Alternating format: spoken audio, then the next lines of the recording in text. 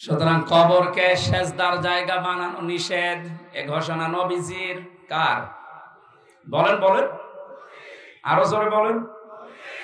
নবীজির এই কথাকে যারা এতদিন পর্যন্ত না মেনে নিজেদের জীবনে ব্যবসা প্রতিষ্ঠান বানিয়ে কবরটাকে, মাজারটাকে আজ একেবারে 180 মাইল বেগে সিঁড়িকের আঁকড়া বানিয়েছেন, কোরআনের হাদিসের ব্যাখ্যা দিলে এই মাজারগুলো টিকবে?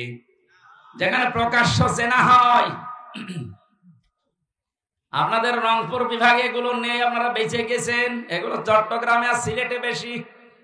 ঘরে ঘরে মাজার বানিয়ে ব্যবসা চালাচ্ছে। আর আমার মনে হচ্ছে যত শয়তান আল্লাহ সব পাঠিয়েছে ওই লাইনে।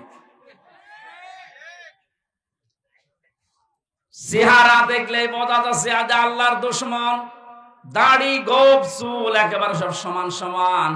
নারী পুরুষের যে অবাধ মেলামেশা, আর গাঁজা তো আছেই।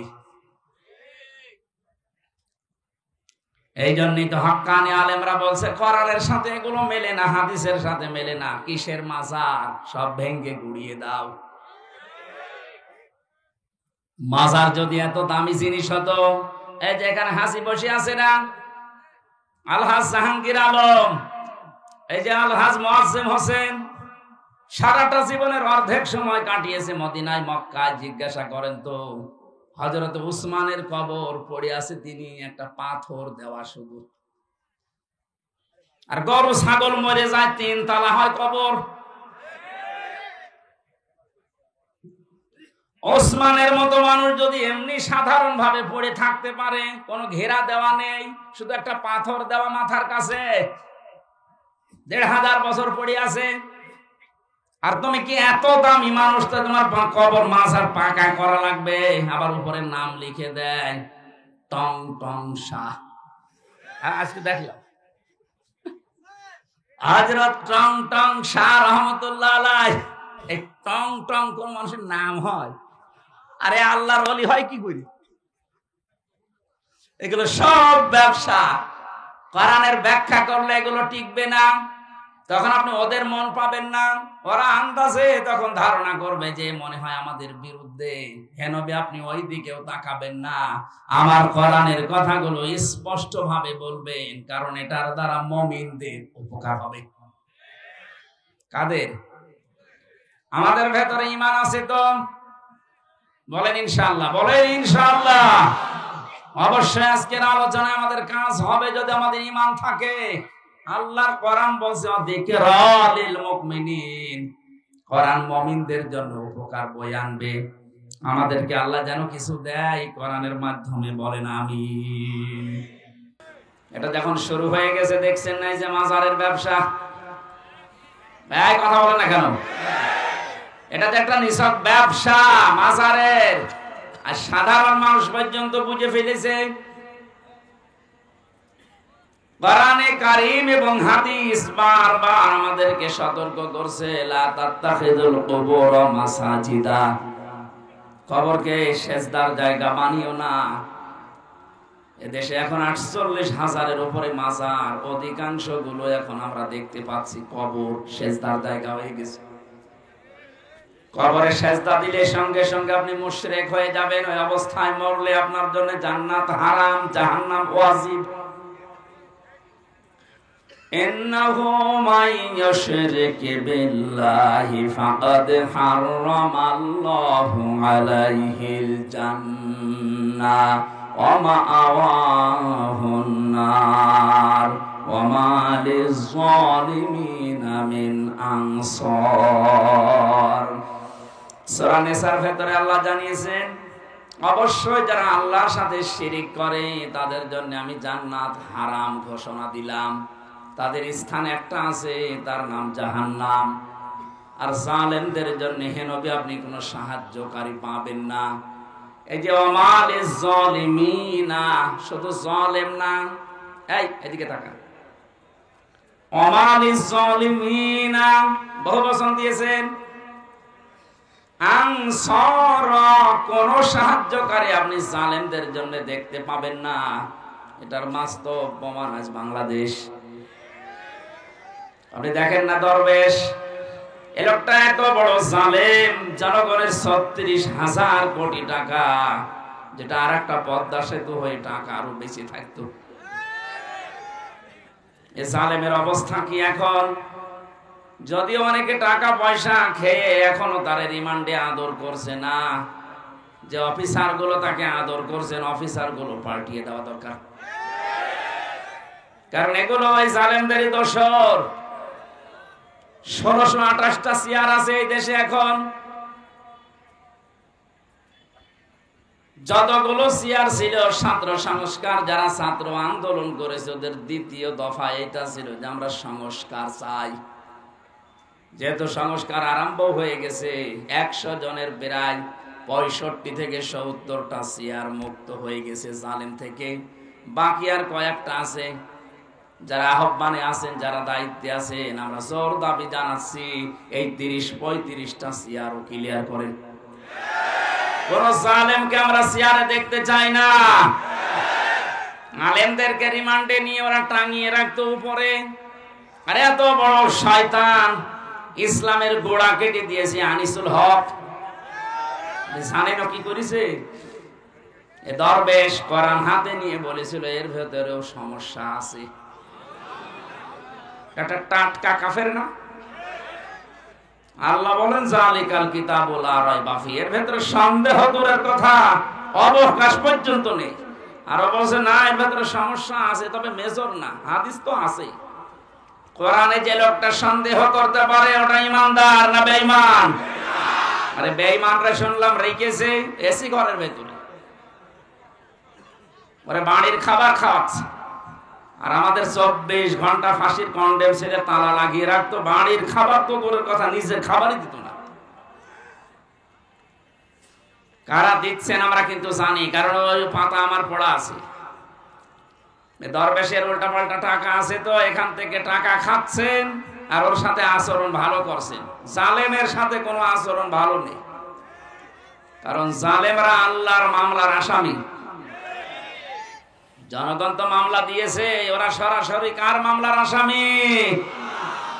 তাদের সাথে যে আচরণ করছেন, এই দৃশ্যগুলো বাইরে এখন আসতেছে।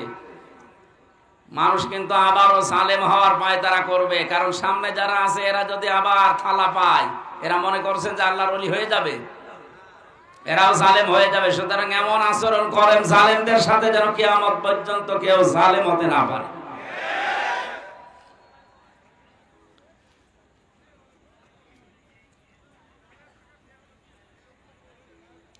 জালেমদের জন্য কোন সাহায্যকারী দুনিয়া আখিরাতে নেই। এ ঘোষণাকার আল্লাহর এই ঘোষণা ভাইলাট করে, এই ঘোষণাকে ওভারটেক করে, ওভারকাম করে যারা জালেমদেরকে সাহায্য করছেন এখনো, আপনি থামেন নাই তো আপনিও কিন্তু টার্গেটে পড়বেন। কথা বলেন না কেন? আমি ইঙ্গিত দিলাম, কথা হয়তো আপনি বুঝেছেন না, বোঝার ভান করে বসে থাকবেন না। আল্লাহ বলেন আমালিজ জালিমিনা মিন আনসার, কোন জালেমের সাহায্যকারী কেউ হবে না। আল্লাহর ঘোষণাকে যারা ওভারকাম করে জালেমকে সাহায্য করছেন, আপনিও টার্গেট। হামজার কার? বলেন বলেন। জালেমরা যে আল্লাহর টার্গেট, এটা আমি বানালাম? হ্যাঁ, কোরআনে কারীম জানিয়েছে ইন্নামাস সাবিলু আলাল্লাযীনা ইয়াযলিমুনান নাস। সূরা সূরার ২৫ নম্বর পারা ৬ নম্বর পৃষ্ঠা ১৩ নম্বর লাইনের ৪২ নম্বর আয়াত, এটা প্রথম অংশে আছে। তাফসীরে ফি জিলালিল কোরআনে পাবেন। আল্লাহ পাক বলেন পৃথিবীর মানুষেরা, আমি কিন্তু জালেমের বিরুদ্ধে নিজে মামলা দেব। সুতরাং এই ১৫.৫ বছরে কে কি জুলুম করেছেন আপনি কিন্তু নিজেই জানেন। হয় নফসের উপরে জুলুম করেছেন, নাই পরিবারের উপরে, নাই সমাজের উপরে, নাই রাষ্ট্রের উপরে, নাই জনগণের উপরে। যারাই জুলুম করেছেন তারা আল্লাহর মামলার আসামি। উনি যেমন নাম ধরে বলছিলেন, আমিও বলছি, একেবারে খোলাখুলি বলছি, দেশের যে দায়িত্বে ছিল পালিয়ে গেছে, এই মহিলা থেকে শুরু করে যারাই তার দোষ, সবগুলো আল্লাহর মামলার আসামি। আপনার যদি বিশ্বাস না হয় তাহলে সূরার এই 42 নম্বর আয়াত কেটে বাদ দিয়ে দেন। ওদের দুনিয়া শেষ, জালেমদের দুনিয়া আর নেই, আখিরাতও শেষ। কারণ চোখ বন্ধ হতে দেরি হবে, জালেমদের শাস্তি যা হচ্ছে এর চাইতে 70 গুণ বেশি বেড়ে যাবে। যারা আল্লাহর মামলার আসামি হয়, আপনি কি মনে করছেন আল্লাহ তাদের এমনি ছেড়ে দেবে? বলেন, আমার মামলার বাদী ছিল সরকার, এই জন্য আমার ছাড়ে নাই। আর জালেমরা বাদী, আল্লাহ নিজে জালেমদের বিরুদ্ধে বাদী হয়ে মামলা দেবে, অথচ তিনি বিচারপতি। আলাইসাল্লাহু বিআহকামিল হাকিমিন, সবচাইতে বড় বিচারপতি কে? তিনি নিজে বাদী, নিজে মামলা দায়ের করছেন, নিজে রায় দেবেন, নিজেই বিচারপতি। জালেমদের কোন রকমের ফাঁক ফোকড় পাবে? আর জালেম যারা, তাদের সব শেষ হয়ে গেছে।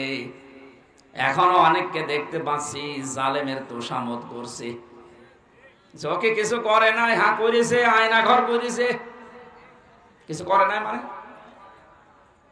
ও যা করেছে ও বলার মতো না। আপনাকে যদি 10 দিন ওখানে রাখা যায়, আপনিও জালেমের প্রতি বরদুয়া দিবেন। মাটির নিচে ছিলাম, আমি টের পেয়েছি যে জায়গাটা কত কঠিন। এই জন্যই তো কথা বের হচ্ছে মুখ দিয়ে।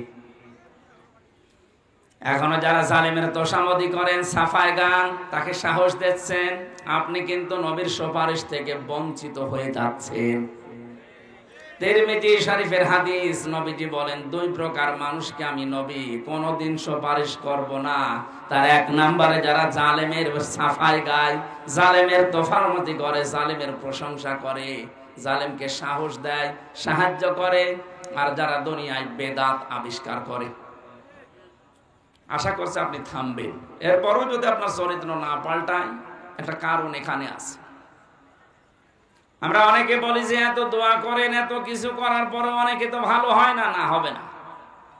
কারণ কি? আল্লাহু লা ইয়াহদিল কওমাজ যালিমিন। আল্লাহ পাক বলেন, আমি জালেমদেরকে পথ দেখাচ্ছি না, দেখাবো না। এখানে জুলুমের মারতা যাদের শেষ হয়ে যায়, পরিপূর্ণ হয়ে যায়, ও মানুষগুলো যদি পরিবর্তন হওয়ার চেষ্টাও করে, আল্লাহ তখন আর নেয় না, যেমন ফেরাউনকে নেয়নি। এত অত্যাচার করার পরও মানুষের মনের ভেতরে কোনো প্রতিক্রিয়া আসে না, কোনো পরিবর্তন আসে না। এখনো পর্যন্ত কিন্তু জালেমেরা যারা, ওরা এখনো পর্যন্ত উল্টাপাল্টা কথা বলছে। এদের কপালে আর হেদায়েত নেই। কারণ ইহাদি, এটা মজারে, বর্তমান, ভবিষ্যৎ, প্রেজেন্ট, ফিউচার। আল্লাহ ওদেরকে এখন পথ দেখাচ্ছেন না, হেদায়েত দিচ্ছেন না, ভবিষ্যতেও দেবে না। জালেম ভালো হয়ে যায়, তাহলে বুঝতে হবে কোরআনে আল্লাহর এই কথা ঠিক নেই। কথা বুঝতেছেন? কোন জালেমের জন্য ভালো হয় না, ও মরে যাবে, তারপর ওর বৃদ্ধি কমবে না। আবু জাহেল যেদিন জবাই হচ্ছিল, আব্দুল্লাহ ইবনে মাসউদ রাদিয়াল্লাহু তাআলা আনহু তিনি যখন বুকের উপরে চড়ে বসলেন, ছুরি চালিয়ে দিলেন, আমার বুকের উপরে তুই কে? হযরত ইবনে মাসউদ বললেন, আমি ইবনে মাসউদ। কি করিস এখন? বলে, তোকে জবাই করব। জবাই যদি করো তো আমার গলাটা একটু বড় করে কাটো, মানুষ যেন দেখে বুঝতে পারে যে এটা নেতার মাথা। শয়তান দেখিস, মরে যাচ্ছে, গলা আলাদা হয়ে যাচ্ছে, তারপরও বৃদ্ধি কমছে না। কি অপমান হয়ে গেল, এরপরও বৃদ্ধি কমেছে। ষড়যন্ত্র চালিয়ে যাচ্ছে। গত পরশুদিন ওনার ছেলে একটা স্ট্যাটাস দিয়েছে, দেশের মানুষ আমার মাকে কুকুরের মতো তাড়িয়ে দিয়েছে। একটা কথা, দেশের মানুষ আমার মাকে কুকুরের মতো তাড়িয়ে দিয়েছে। এর চাইতে আর কি অপমান হবেন? এরপরও যদি আপনার বৃদ্ধি না কমে, ষড়যন্ত্র না কমে, বুঝতে হবে ফেরাউনকে আল্লাহ যা করেছিল আপনাকেও তাই করবে। কারণ জুলমের মাত্রা যখন পার হয়ে যায়, তখন আল্লাহর দায়িত্ব ছেড়ে দেয় না, তোর কপালের হেদায়েত নেই। যদিও ফেরাউন শেষে বলেছিল আন্নাহু লা ইলাহা ইল্লাল্লাহ, বলতে পারে নাই। যারা আলেম বসে আছেন তাদেরকে বলছে, ফেরাউন যখন খাচ্ছিল একবার নিচে একবার উপরে, ওই সময় কিন্তু বলেছিল আন্নাহু লা ইলাহা ইল্লাল্লাহ, বলতে পারে নাই। ইল্লাল্লাহ বলতে যাবেন, ফেরেশতা জিবরাইল এক খামলা কাদা এনে মুখের উপরে দিয়ে বলতে, তোর বলার দরকার নেই। কেন? আল্লাহ বলেন এখন, আকাদ আসাইতা ক্বাবলু ওয়া কুনতা মিনাল মুফসিদিন, এর আগে তুই সব চাইতে বড় স্বৈরাচারী ছিলি। এই যে স্বৈরাচার এই শব্দটা কোরআনে আছে। মুফসিদিন শব্দের শাব্দিক অর্থ স্বৈরাচার, ফ্যাসাদ সৃষ্টিকারী, বিশৃঙ্খলা তৈরি করে ফায়দা লোটে যে তাকে মুফসিদিন বলা হয়। মুফসিদ এই মানুষগুলো বহু চেষ্টা চালিয়েছে। আগস্টের 5 তারিখের পর থেকে আজকের এই 14 তারিখ পর্যন্ত 1 মাস কয়েকদিনে কতবার বিশৃঙ্খলা করার চেষ্টা চালিয়েছে ওখানে বসে বসে, একটাও এদেশের মানুষ সফলতা দেয়নি। আপনি দেখেন, বিদায় নেওয়ার পরে একটা তুলেছিল সুর হিন্দুদেরকে দিয়ে, যে দেশের সংখ্যালঘু আছে এদের উপর কিন্তু অত্যাচার হবে। আল্লাহ পাক হয়ে দেশের মানুষের ভেতরে এমন একটা কিছু জাগিয়ে দিয়েছে, দেখা যাচ্ছে মন্দির পর্যন্ত আলেমরা পাহারা দিচ্ছে।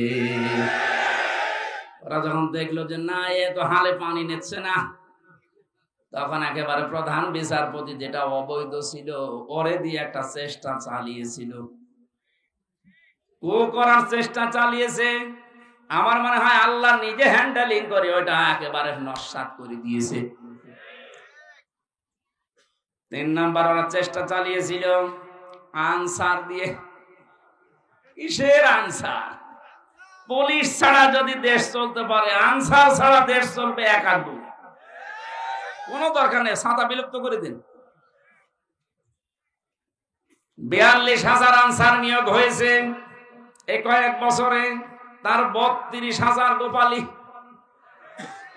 আর আমরা যে 63 জেলার মানুষ আছি, আমরা কি ঘাস কাটছি ঘোড়ার? সব আনসার হবে গোপালের। আর আমরা কি আন্দোলন তোরা এমনি করে নাই। দিনাজপুরের লোকেরা জিপিএ 5 পাওয়ার বড় চাকরি হবে না, আর গোপালগঞ্জে বাড়ি হলে তাদের 2.5 হলে চাকরি হয়ে যায়। ঘন্টামি করার জায়গা পাও না। আজকে এক আনসারের লাইভ দেখলাম, অবশ্য আমাকে টাকা পয়সা দিয়ে লাগিয়েছে, করব কি মনে করলাম যে হবে, কিন্তু হইল না। এরপরে যখন পারে না, ডাক্তারদের আর নার্সদের লাগিয়েছিল, ওইটাও হালে পানি নেয়নি। এরপরে লাগিয়েছে গার্মেন্টস কর্মীদের, এটাও হালে পানি নেবে না, কারণ যারা দায়িত্বে আছে খুব বিচক্ষণেরা। আমার যতটুকু ধারণা হচ্ছে, জালেমদের যা চরিত্র, এই 15 বছর তো আমরা দেখেছি, ওরা শেষ পর্যন্ত দেখবেন রাজবাড়ির গোয়ালন্দ ঘাটের বেশ্যা মহিলাদের রাস্তায় নামাবে। আমি আর নিচে নামলাম না।